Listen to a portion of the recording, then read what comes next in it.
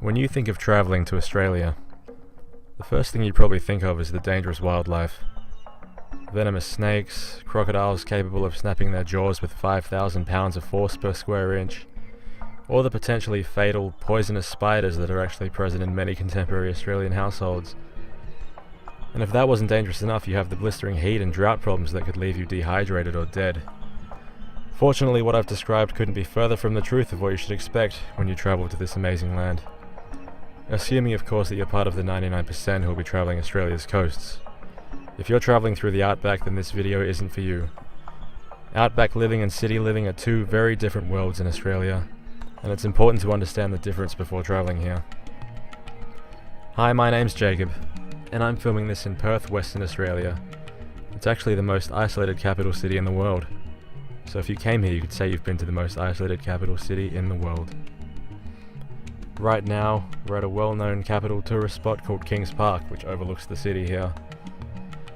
I made this video because, having travelled a lot around the world and working in the tourism industry, I've come to realise that there is a lot of misinformation surrounding Australia, and useful information is actually hard to come by. I want to start by addressing the safety stereotypes of the country. I can tell you from personally travelling the world that Australian cities are some of the safest on earth, so you need not fret. We're in the middle of a tectonic plate, so earthquakes aren't really a thing, nor are active volcanoes. Gun violence is minimal. In fact, here in Perth I hear about gun violence maybe a couple times a year, at most. Terrorism and gang violence are also minimal.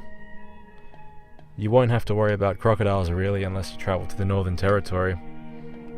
And spiders are generally more so present in older houses with wooden floorboards.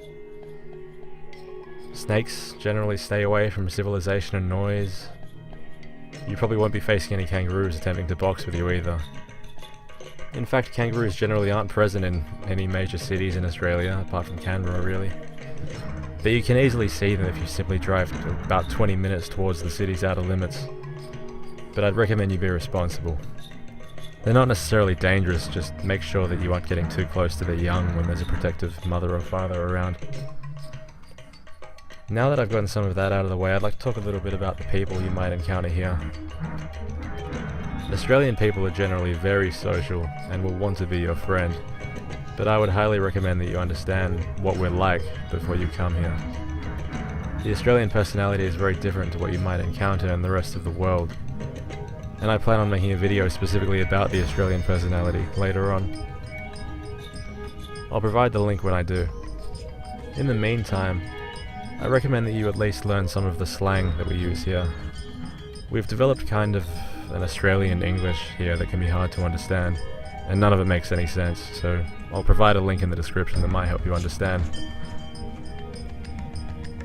So as I said, I'm assuming that you'll be travelling to one of our major coastal cities, like here in Perth or over east in Sydney or Melbourne or the Gold Coast or Canberra, or even up north to Darwin or inland to Adelaide.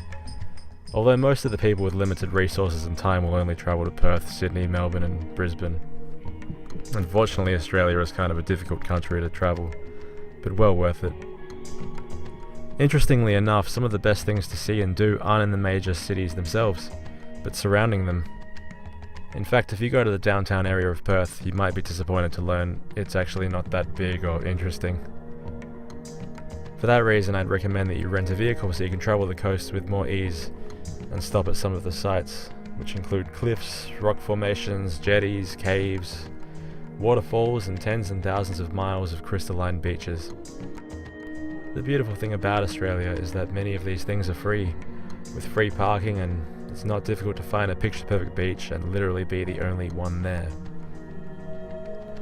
If you decide to stick to the major cities though, you'll do fine with public transport, walking or cycling.